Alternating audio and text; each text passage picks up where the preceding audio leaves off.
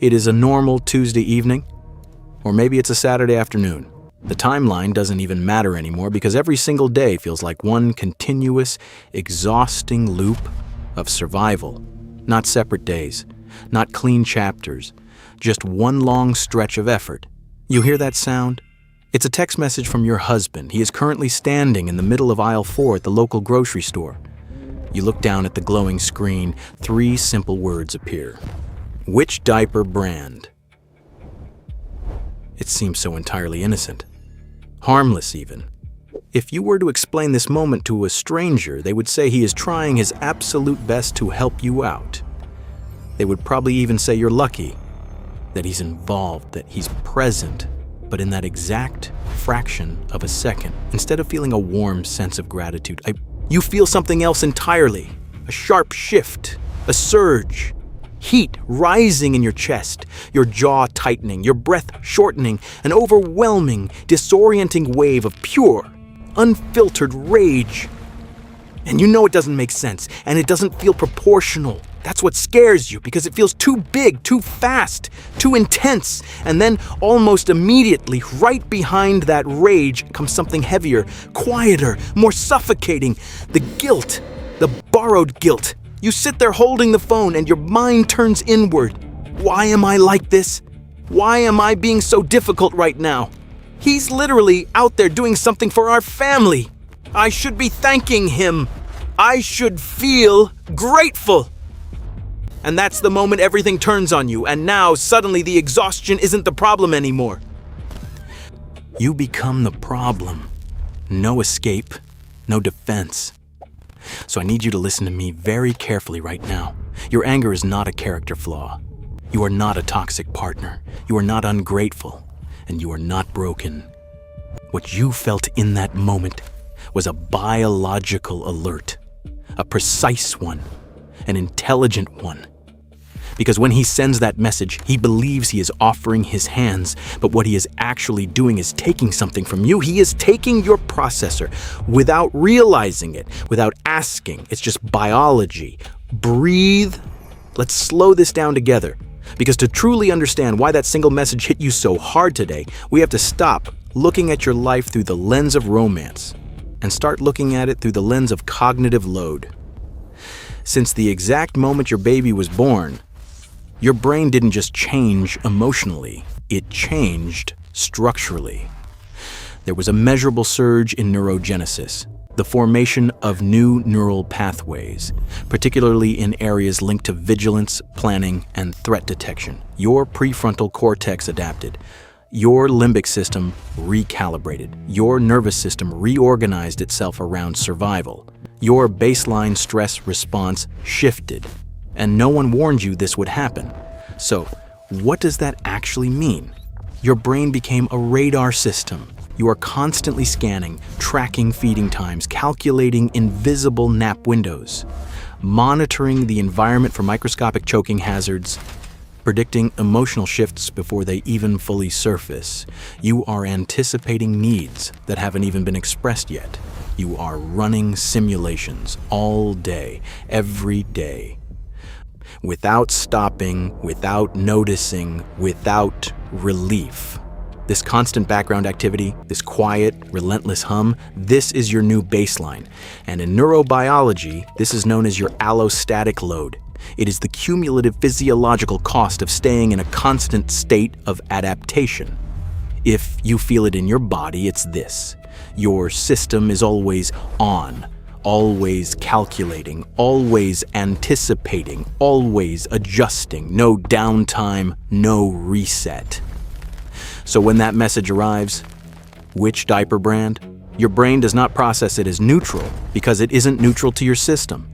You are already at capacity, already stretched, already managing multiple invisible processes at the same time. And now, you are being asked to do more. To stop, to retrieve stored information, to evaluate options, to make a decision, to communicate it clearly, all while keeping every other process running in the background. For riddle. He didn't take the task off your plate. He moved it, Back to you. No warning, no real relief either. He believes he is helping. But cognitively, he is still outsourcing the responsibility to your brain. He is the hands. You are still the system. You are still the CPU. You are still doing the processing, alone. And somehow it keeps happening again. And that matters more than people realize, because your brain pays for that.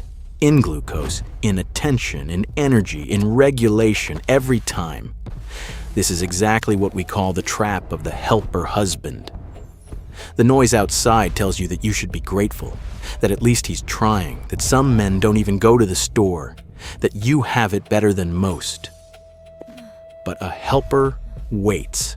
A helper asks. A helper depends on instructions, and instructions require management. And management is work, real work, cognitive work, invisible work, constant work, work no one sees.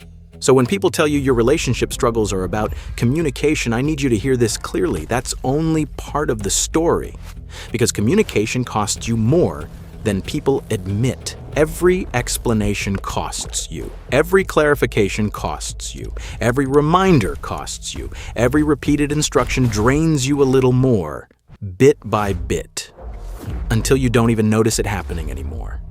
You don't need more communication. You need less mental load. You need shared ownership. You need someone who understands the system, not just the task.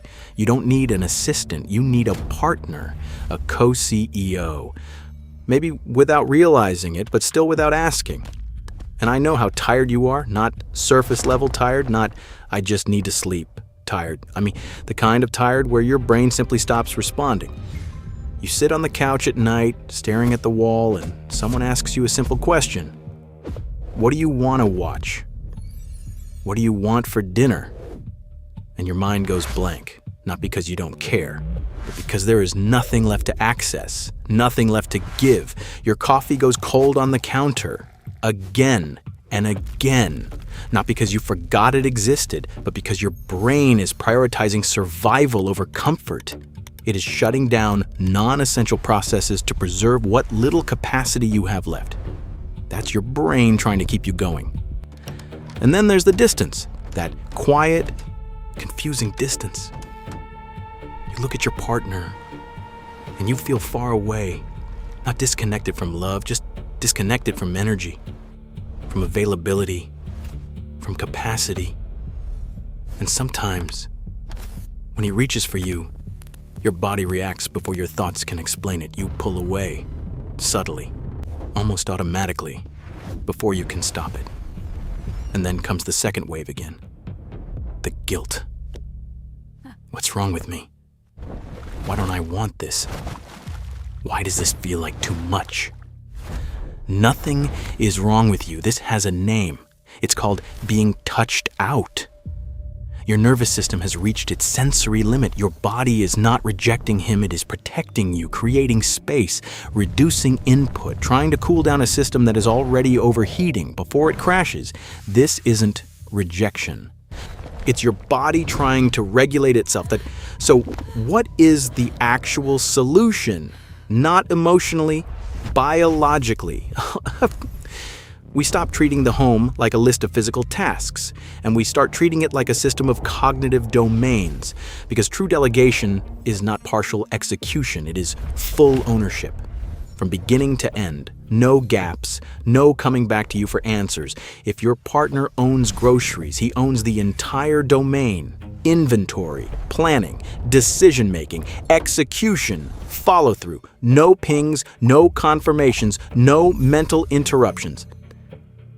And when your brain finally realizes, deeply realizes, that it no longer has to track that process, something changes. The tab closes, the background noise softens, your cortisol levels drop, your nervous system exits survival mode. Finally, and for the first time in a long time, you breathe.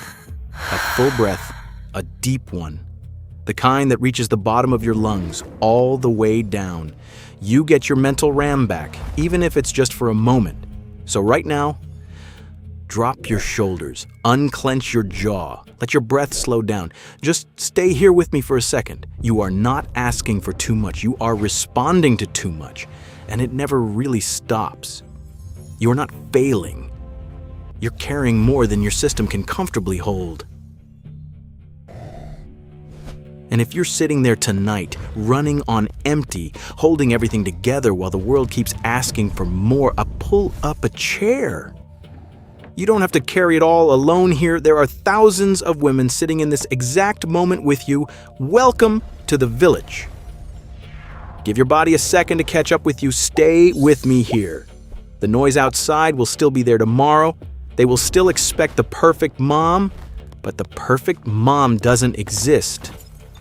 Only you do. And science already proved you are exactly who your baby needs. Drop your shoulders, take a deep breath, and I'll see you in our next pause.